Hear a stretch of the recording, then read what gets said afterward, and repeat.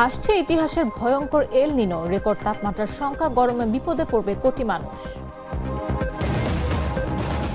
দাম বেড়ে octane 140, petrol 135 ও diesel 115 টাকা, আজ থেকেই কার্যকর। 2 দশক পর সোমবার পৈতৃক ভিটায় যাচ্ছেন প্রধানমন্ত্রী। সিটি কর্পোরেশন ঘোষণা করবেন বগুড়াকে। যুক্তরাষ্ট্র ইসরায়েলের দ্বিতীয় দফার শান্তি আলোচনা অনিশ্চিত, বন্ধই থাকছে হরমুজ প্রণালী। এবং অ্যাটলেটিকোকে হারিয়ে কোপা দেল রের চতুর্থ শিরোপা জিতল রিয়াল সোসিয়েদাদ।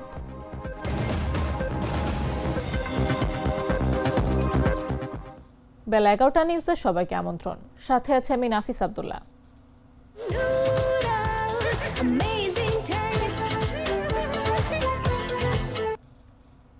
এই গ্রীষ্মে আবারও এল নিনো ফিরে আসার আশঙ্কা রয়েছে, যা হলে বিশ্বজুড়ে তাপমাত্রার রেকর্ড ছাড়াতে পারে। এতে তীব্র গরম, খরা, বন্যা ও ঝড় বাড়তে পারে।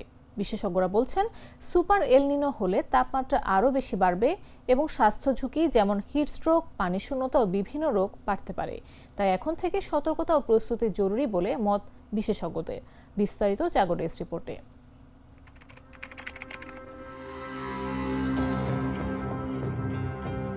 এই গ্রীষ্মে আবারও ফিরতে পারে এল নিনো, আর সেটি যদি অস্বাভাবিক শক্তিশালী হয় তাহলে বিশ্বজুড়ে তাপমাত্রা নতুন রেকর্ড ছুঁতে পারে বলে সতর্ক করছেন আবহাওয়া বিশেষজ্ঞরা। একই সঙ্গে বাড়তে পারে তীব্র গরম, খরা, বন্যা, ঝড় এবং নানা স্বাস্থ্য ঝুঁকিও। এখন প্রশ্ন হলো, এল নিনো আসলে কি? এল নিনো হলো প্রশান্ত মহাসাগরের মধ্য ও পূর্ব অংশের সমুদ্রপৃষ্ঠের পানি স্বাভাবিকের তুলনায় উষ্ণ হয়ে ওঠা। এতে বৈশ্বিক আবহাওয়ায় বড় ধরনের পরিবর্তন দেখা দেয়। যুক্তরাষ্ট্রের ক্লাইমেট প্রেডিকশন সেন্টার বলছে, চলতি গ্রীষ্মে এল নিনো তৈরির সম্ভাবনা 62%। বিশেষজ্ঞদের ভাষায় সুপার এল নিনো হলে তাপমাত্রা স্বাভাবিকের চেয়ে অন্তত 2 ডিগ্রি সেলসিয়াস পর্যন্ত বাড়তে পারে। আলবানি বিশ্ববিদ্যালয়ের অধ্যাপক ডক্টর পল রাউন্ডি আশঙ্কা প্রকাশ করে বলেন, 140 বছরের মধ্যে অন্যতম শক্তিশালী এল নিনো ঘটতে পারে এবার। স্বাস্থ্য বিশেষজ্ঞরা বলছেন, অতিরিক্ত গরমে হিট স্ট্রোক, পানি শূন্যতা, শ্বাসকষ্ট, হৃদরোগ জটিলতা ও ডায়রিয়ার ঝুঁকি বাড়ে। শিশু, বয়স্ক ও দীর্ঘমেয়াদী রোগীরা থাকবেন সবচেয়ে বেশি ঝুঁকিতে। অন্যদিকে ভারী বৃষ্টিপাত হলে ডেঙ্গু, ম্যালেরিয়া ও পানিবাহিত রোগও বাড়তে পারে। বিশ্ব আবহাওয়া সংস্থা বলছে, এল নিনো শুধু আবহাওয়ার বিষয় নয়, এটি কৃষি, স্বাস্থ্য, জ্বালানি ও পানি ব্যবস্থাপনায়ও বড় প্রভাব ফেলে। বিশেষজ্ঞদের পরামর্শ, এখন থেকেই গরম মোকাবেলায় পর্যাপ্ত পানি পান, রোদ এড়িয়ে চলা, স্বাস্থ্যসেবা প্রস্তুতি ও দুর্যোগ পরিকল্পনা জোরদার করা জরুরি। কারণ এল নিনো শুধু তাপ বাড়ায় না, বাড়ায় মানবিক সংকটও। দুপুরের মধ্যে সিলেট জেলার ওপর দিয়ে 60 কিলোমিটার বেগে দমকা হাওয়া বয়ে যাওয়ার আশঙ্কা রয়েছে। বৃষ্টির পাশাপাশি বজ্রপাতও হতে পারে। রোববার ভোর 5টা থেকে দুপুর 1টা পর্যন্ত দেশের অভ্যন্তরীণ নদী বন্দরের জন্য দেয়া আবহাওয়ার পূর্বাভাসে এই তথ্য জানা গেছে।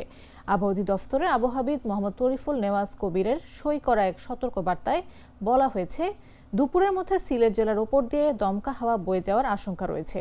পশ্চিম বা উত্তর পশ্চিম দিক থেকে অস্থায়ীভাবে ঘন্টায় 45 থেকে 60 কিলোমিটার বেগে এই দমকা হাওয়া হতে পারে।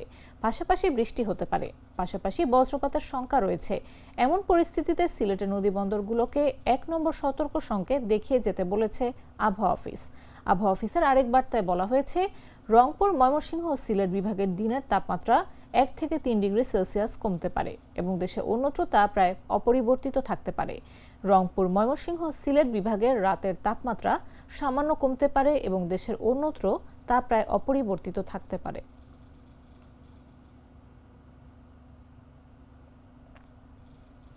বিশ্ববাজারের সঙ্গে সামঞ্জস্য রেখে দেশে ভোক্তা পর্যায়ে ডিজেল, কেরোসিন, অকটেন ও পেট্রোলের দাম বাড়িয়েছে সরকার। নতুন নির্ধারিত এই দাম আজ থেকেই সারা দেশে কার্যকর হচ্ছে।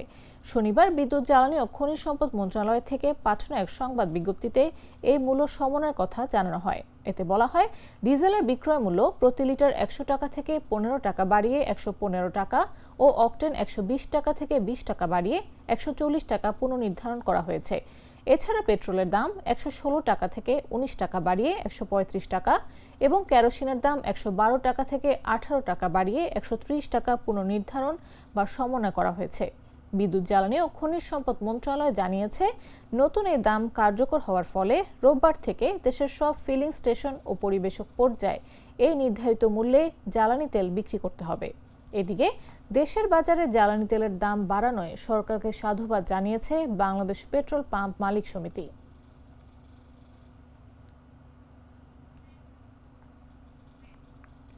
জ্বালানি তেলের মূল্য বৃদ্ধির কারণে এটি হবে মরার উপর খাড়ার ঘা বলে উল্লেখ করেছেন জামাতে ইসলামীর আমির ও বিরোধী দলীয় নেতা শফিকুর রহমান।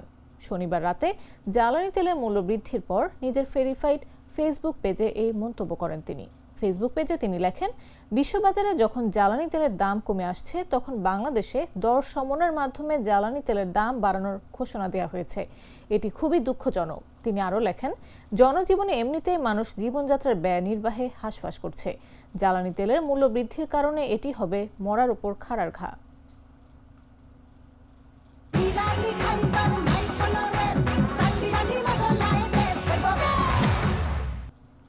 দুই দশক পর পৈতৃক ভিটায় যাচ্ছেন প্রধানমন্ত্রী তারেক রহমান।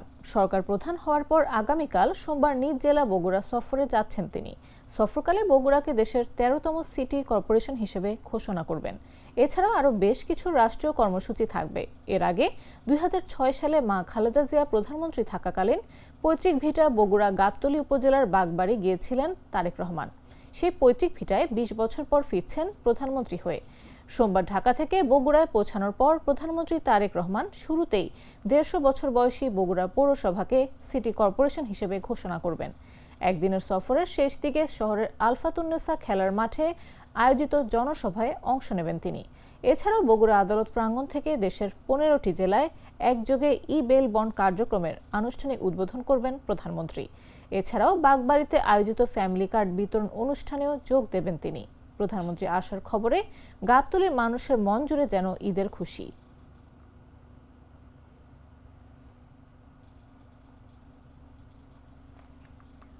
নড়াইলের লোহাগড়ায় গড়ে উঠেছে প্রাইড অ্যাগ্রো বিডি নামে একটি সমন্বিত খামার, যেখানে সবজি, ফল, মাছ ও গবাদি পশু একসঙ্গে চাষ করা হচ্ছে। উদ্যোক্তা রফিকুল ইসলাম শুরু করেছিলেন মাত্র ২ বিঘা জমিতে, যা এখন বেড়ে হয়েছে প্রায় ৪০ বিঘা। খামারের বর্জ্য থেকেই তৈরি হচ্ছে জৈব সার, ফলে কমছে রাসায়নিক ব্যবহার এবং উৎপাদিত খাদ্য হচ্ছে নিরাপদ। এই উদ্যোগে স্থানীয়দের কর্মসংস্থানও তৈরি হয়েছে। কৃষি বিভাগ বলছে, এটি এখন এলাকায় একটি সফল ও টেকসই মডেল হিসেবে পরিচিত। বিস্তারিত জাগরের রিপোর্টে। নড়াইলের এক খামারে ঢুকলেই চোখে পড়ে সবুজে ঘেরা বড় সবজির বাগান। দক্ষিণ পাশে টিনশেডের ৪ বেডের গরুর খামার, যেখানে রয়েছে দেশি বিদেশি নানা জাতের গরু। একটু সামনে গেলেই ৪৬ বিঘা জমি জুড়ে সবজি, ফলের বাগান আর ৪টি পুকুর। পুকুর পাড় জুড়ে ফুটে আছে নানা রঙের ফুল। আম, জাম, কাঁঠাল, কুল, সুপারি, কলা সহ নানা প্রজাতির ফল গাছের ছায়ায় গড়ে উঠেছে প্রাইড অ্যাগ্রো বিডি নামের এই সমন্বিত খামার, যার মূল লক্ষ্য নিরাপদ ও বিষমুক্ত খাদ্য উৎপাদন। বাজারের যে কেমিক্যাল যুক্ত যে খাবার এবং ন্যাচারাল খাবার, তার মধ্যে নিউট্রিয়েন্ট ভ্যালুগুলো অনেক হাই। সো যার কারণে আমি এর উপরে ইন্টারেস্ট, প্রায় দীর্ঘ ৭ বছর আমি এর উপরে একটু রিসার্চ করছি নিজে, এবং আমি এখন অর্গানিকলি এটাকে একটা পাইলট প্রজেক্ট করতেছি। লোহাগড়া উপজেলার মোচরা গ্রামের উদ্যোক্তা রফিকুল ইসলাম জানান, বিষমুক্ত খাবারের নিশ্চয়তা দিতে নিজ গ্রামে এই উদ্যোগ নেন তিনি। শুরুতে মাত্র ২ বিঘা জমিতে মাছ ও সবজি চাষ শুরু করলেও এখন খামারের পরিধি বেড়ে দাঁড়িয়েছে ৪০ বিঘায়। প্রকল্পে আপাতত আছে যেমন G9 কলা গাছ আছে এখানে, দেশে অ্যারাউন্ড 1000, যার একটা কলা গাছ আপনার প্রায় ২৫০ করে কলা ধরে, যেটা পার প্লান্টে আমার টার্গেট হচ্ছে আপনার ১০০০ টাকা করে সেল।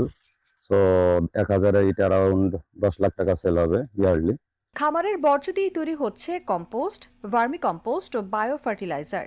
এতে মাটির উর্বরতা বাড়ছে, কমছে রাসায়নিক সারের ব্যবহার, আর ফসল হচ্ছে নিরাপদ ও টেকসই। ভার্মি কম্পোস্ট প্ল্যান্ট, যেটাকে বাংলায় বলা আছে কেঁচো সার। কারণ যেহেতু আমি বাইরে থেকে কিছু আনি না, আমার নিজস্ব ন্যাচারাল ইনগ্রিডিয়েন্ট ইউজ করে আমি কেঁচো সার বানাচ্ছি, এবং যেটা আমার গাছের খাবারের জন্য ইউজ করা হয়। খামারটিতে প্রতিদিন 4 থেকে 5 জন স্থায়ী কর্মী কাজ করেন। পাশাপাশি স্থানীয়রাও শ্রমিক হিসেবে কাজের সুযোগ পাচ্ছেন। এতে যেমন বেকারত্ব কমছে, তেমনি তৈরি হচ্ছে আত্মকর্মসংস্থানের পথ। এখানে এই 1.5 বছর মতো চাকরি করি। আমরা এখানে পার্মানেন্ট 5 জন চাকরি করি, মাসিক বেতন।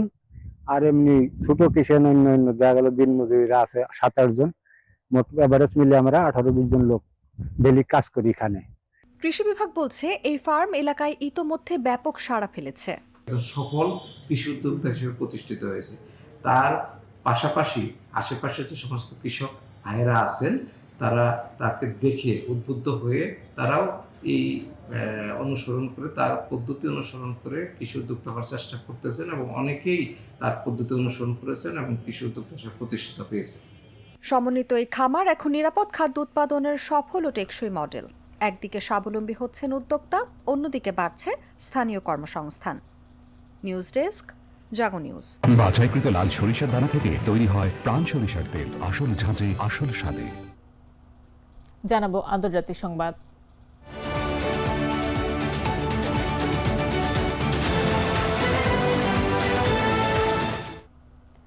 সমঝোতার আশা জাগিয়েও ফের গভীর অনিশ্চয়তায় পড়েছে যুক্তরাষ্ট্র ইরান কূটনৈতিক সম্পর্ক। তেহরান স্পষ্ট জানিয়ে দিয়েছে, বন্দর অবরোধ প্রত্যাহার না হওয়া পর্যন্ত হরমুজ প্রণালী খুলে দেওয়া হবে না। অন্যদিকে ওয়াশিংটনও তাদের সর্বোচ্চ চাপ প্রয়োগের নীতিতে অটল। এর ফলে দুই দেশের মধ্যে সম্ভাব্য দ্বিতীয় দফার শান্তি আলোচনা ভেস্তে যাওয়ার উপক্রম হয়েছে। ইরানের উপপররাষ্ট্রমন্ত্রী সাইদ খাতিবজাদে জানিয়েছেন, যুক্তরাষ্ট্রের সঙ্গে সরাসরি আলোচনার কোনো তারিখ এখনও নির্ধারিত হয়নি। তিনি অভিযোগ করেন, ওয়াশিংটন তাদের অযৌক্তিক সব দাবি থেকে সরে আসতে চাইছে না। খাতিবজাদের মতে, একটি যৌথ কাঠামোতে সম্মত না হওয়া পর্যন্ত দুই পক্ষের মুখোমুখি বসা সম্ভব নয়। অন্যদিকে মার্কিন প্রেসিডেন্ট ডোনাল্ড ট্রাম্প সাফ জানিয়ে দিয়েছেন, কোনো চুক্তি না হওয়া পর্যন্ত ইরানি বন্দরে নৌ অবরোধ বহাল থাকবে। তিনি হুঁশিয়ারি দিয়ে বলেন, তেহরানের কোনো ব্ল্যাকমেইলের কাছে ওয়াশিংটন নতি স্বীকার করবে না।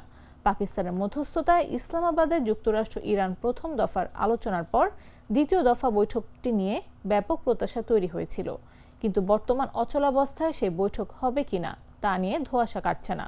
যুদ্ধবিরতি শেষ হতে আর মাত্র 3 দিন বাকি। এই অল্প সময়ের মধ্যে কূটনৈতিক সমাধান না এলে মধ্যপ্রাচ্য সংকট আরও বাড়ার আশঙ্কা করছেন বিশ্লেষকরা।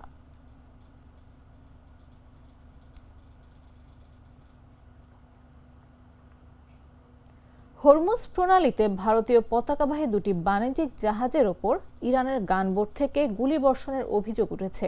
তবে ঘটনায় কোনো হতাহত বা ক্ষয়ক্ষতি হয়নি বলে জানা গেছে।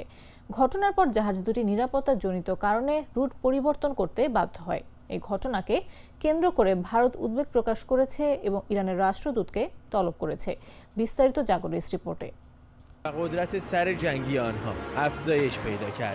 হরমুজ প্রণালীতে ইরানের গানবোটের গুলি বর্ষণের মুখে পড়েছে ভারতের পতাকাবাহী দুটি বাণিজ্যিক জাহাজ। তবে কোনো হতাহত বা ক্ষয়ক্ষতির খবর পাওয়া যায়নি বলে সংশ্লিষ্ট সূত্র জানিয়েছে। ঘটনার পর জাহাজ দুটিকে ওমান উপকূলের উত্তর পূর্বে গুরুত্বপূর্ণ শিপিং লেন থেকে ফিরে যেতে বাধ্য হতে হয়। জাহাজগুলোর একটি ছিল বৃহৎ তেলবাহী জাহাজ, যা দীর্ঘ দূরত্বে অপরিশোধিত তেল পরিবহনের জন্য ব্যবহৃত হয়।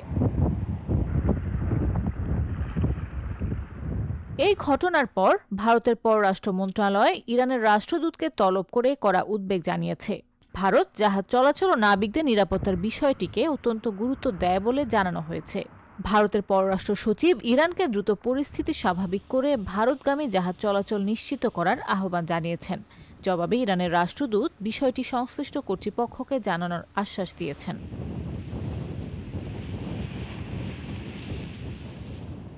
এদিকে ইরান জানিয়েছে, যুক্তরাষ্ট্রের অবরোধের প্রেক্ষিতে প্রণালীর নিয়ন্ত্রণ আবার কঠোর করা হয়েছে, ফলে বহু বাণিজ্যিক জাহাজ চলাচলের চেষ্টা ছেড়ে দিচ্ছে। বিশ্লেষকদের মতে, যুদ্ধ পরিস্থিতির অনিশ্চয়তা ও সমন্বয়হীনতার কারণে এমন ঘটনা ঘটছে, যা বিশ্বে অন্যতম গুরুত্বপূর্ণ জ্বালানি পরিবহন রুটে ঝুঁকি আরও বাড়িয়ে দিচ্ছে। এবারে খেলার খবর।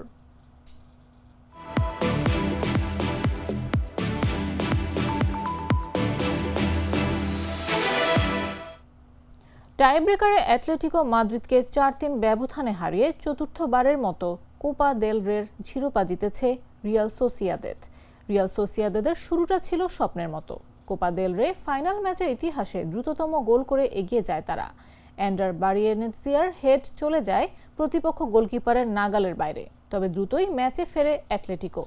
19 মিনিটে অ্যান্টনিও গ্রিজম্যানের কাছ থেকে বল পেয়ে গোল করে সমতা ফেরান এদমেলো লুকম্যান। প্রথমার্ধের ইনজুরি টাইমে আবার এগিয়ে যায় সোসিয়েদাদ। পেনাল্টি থেকে মিকেল ওয়ারজাবালের গোল দলকে 2-1 ব্যবধানে লিড এনে দেয়। দ্বিতীয়ার্ধে একচেটিয়া আক্রমণ চালায় অ্যাটলেটিকো এবং শেষ দিকে হুলিয়ান আলভারেজের দারুণ শটে ম্যাচ 2-2 সমতাতে ফেরে। ফলে ম্যাচ গড়ায় অতিরিক্ত সময়ে কোনো দল গোল করতে না পারায় খেলা গড়ায় টাইব্রেকারে। সেখানে শুরুতে ব্যর্থ হয় অ্যাটলেটিকো। এই জয় 1987 সালের ফাইনালের পুনরাবৃত্তি ঘটল। তখনও একইভাবে টাইব্রেকারে অ্যাটলেটিকোকে হারিয়েছিল লা রিয়াল।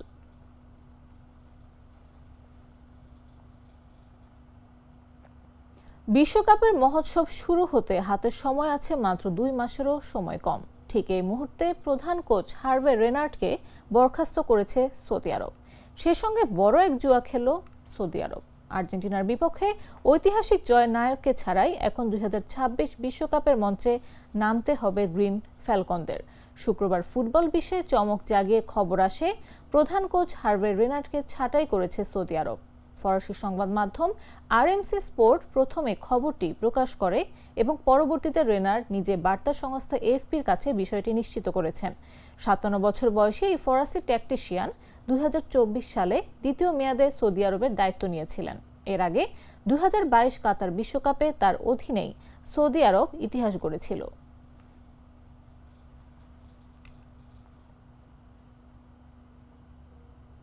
সংবাদ শেষ করার আগে শিরোনামগুলো জানিয়ে দিচ্ছি আরো একবার। আসছে ইতিহাসের ভয়ঙ্কর এল নিনো, রেকর্ড তাপমাত্রার সংখ্যা, গরমে বিপদে বাড়বে কোটি মানুষ। দাম বেড়ে অকটেন 140, পেট্রোল 135 ও ডিজেল 115 টাকা আজ থেকে কার্যকর। 2 দশক পর সোমবার পৈতৃক ভিটে যাচ্ছেন প্রধানমন্ত্রী। সিটি কর্পোরেশন ঘোষণা করবেন বগুড়াকে। যুক্তরাষ্ট্র ইরানের দ্বিতীয় দফার শান্তি আলোচনা অনিশ্চিত, বন্ধই থাকছে হরমুজ প্রণালী।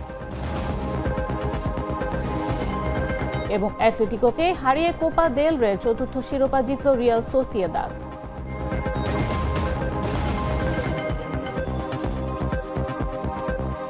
দর্শক, এই ছিল এখনকার মতো। এরপর দেখবেন দুপুর 1টা নিউজ। প্রতি মুহূর্তে সর্বশেষ খবর পেতে ভিজিট করুন jagonews24.com, ফলো করুন আমাদের ভেরিফাইড ফেসবুক পেজ এবং সাবস্ক্রাইব করুন জাগো নিউজের ইউটিউব চ্যানেল। এতক্ষণ সাথে থাকার জন্য ধন্যবাদ সবাইকে।